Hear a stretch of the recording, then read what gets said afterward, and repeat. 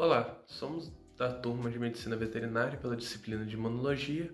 Hoje vamos iniciar uma apresentação sobre imunização ativa e passiva. O que será abordado vai ser a definição do conceito, a diferença entre imunização passiva e ativa, seus mecanismos de ações, a importância da vacinação dos filhotes e, por último, as reações adversas que as vacinas podem causar. Primeiramente, vou iniciar falando sobre o conceito rápido que é a imunização.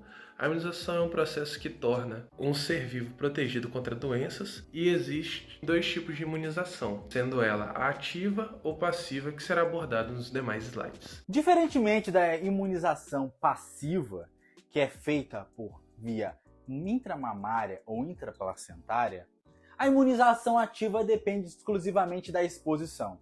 Exatamente, não se herda o anticorpo, mas sim ele é construído mediante experiências de exposição a antígenos.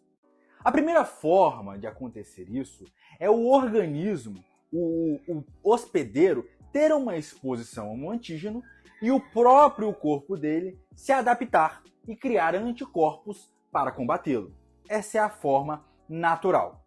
Mas nem sempre nós podemos esperar que isso aconteça. A linha evolutiva do organismo, ela se dá devido ao tempo. Mas nem sempre o tempo está ao nosso lado quando se trata de vírus e bactérias. Devido a isso, a ciência desenvolve vacinas. Vacinas essas que vão ser usadas para promover a ideia de infecção, tá? A exposição, promover uma exposição a esse antígeno, podendo ser vírus ou bactérias, com a sua estrutura fragmentada ou enfraquecida. Exatamente.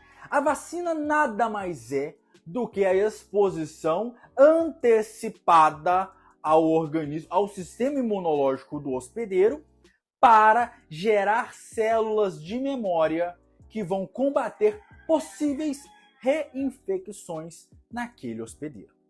A vacinação, ela tem que acontecer antes da exposição por vírus, pelo antígeno parcialmente enfraquecido ou fragmentado. Pegando o gancho da imunização, vamos pegar um produto grande e de valor comercial importantíssimo dentro do Espírito Santo, que é a avicultura. Dentro da avicultura a gente tem algumas vacinas. Aqui eu tenho 3 modelos na minha mão de 3 doenças muito comuns em aves, tá? A gente tem aqui a vacina contra bronquite infecciosa, tá? Temos uma vacina contra Neustária. Todas essas vacinas vão ter que ser ministradas nas aves em idades corretas, de maneira correta, respeitando um calendário vacinal. A exposição a esses antígenos vai permitir que a ave, quando no seu ambiente final de criação, seja uma granja, seja um galinheiro, seja onde for ela esteja sendo criada, numa reexposição ao antígeno, a vacinação vai permitir que o seu corpo tenha anticorpos suficientes para combater essa reinfecção. Deixando bem claro, por que a vacinação tem que ser feita de forma preventiva? Pelo fato de que as vacinas levam um tempo para entrar em ação maior, tá? Como elas criam células de memória, elas podem levar semanas, meses para começar a fazer efeito dentro do organismo, dentro do sistema imunológico do animal. Então, por isso, a necessidade delas serem ministradas como forma de anteceder uma infecção bacteriana ou viral de grande escala. Então, isso é importantíssimo se lembrar. A prevenção é muito mais eficiente do que a cura, tá? A prevenção favorece com que você tenha menos prejuízos, principalmente quando se trata de infecções virais. A necessidade da imunização ativa, quando mais novo, importa pelo fato de que cada antígeno vai atingir o hospedeiro em determinada fase de sua vida. Esse pintinho, quando tendo um dia de vida, vai tomar vacina de marek, gumboro e vai tomar vacina contra a bomba aviária. Bulba essa que é mais suscetível em aves jovens. Com seus 7 dias, ele vai iniciar sua vacinação contra a Newcastle e somente no 35º dia contra a bronquite infecciosa.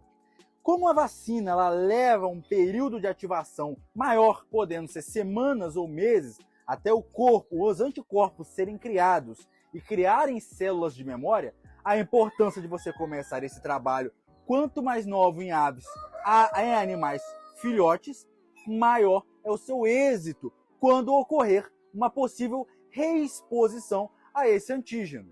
A intenção, então, da vacinação é que, quando adulto, tenhamos um hospedeiro com anticorpos formados, que consiga resistir uma reexposição, como é o caso desse exemplar. Eu sou o Guilherme e eu vou falar sobre a imunização passiva. A imunização passiva, ela consiste no fornecimento de anticorpos já prontos no organismo do ser vivo que vai estar recebendo esses anticorpos. Isso faz com que o corpo não precise produzir os anticorpos, porque ele já está recebendo esse anticorpo pronto no organismo. A proteção ela já é estabelecida instantaneamente após a administração, visto que já são os organismos prontos, então esse efeito já vai começar a ser imediato no organismo. A duração dele é bem pouca em comparação à imunização ativa. Os anticorpos já vão estar prontos e vão ser administrados no organismo. Com o tempo ele vai ser catabolizado. Então, o efeito dele não é tão duradouro quanto na imunização ativa. Normalmente dura de meses, semanas a meses. Normalmente é usado quando precisa de um efeito imediato. Por exemplo, está numa situação de risco, que precisa daquele efeito imediato no organismo. Nesse contexto, a gente vai ter a divisão de imunização passiva natural e artificial. A natural, ela vai ser os anticorpos que vão ser transferidos de um indivíduo para o outro. Normalmente são transferidos por meio de mãe para filho, pela placenta, pelo leite materno. Então, essas são as mais comuns na imunização passiva natural. O filhote necessita desses anticorpos para ele sobreviver no início da sua vida, até que o corpo dele já consiga produzir esses anticorpos por si próprio. Então, vai ser ideal para a sobrevivência do filhote, mas por um tempo curto, até ele começar a produzir os seus próprios anticorpos. Já a imunização passiva artificial, ela vai ser normalmente usada em situações de risco mesmo, onde precisa de um efeito imediato. O animal foi picado por uma cobra e precisa ser administrado antiofídico.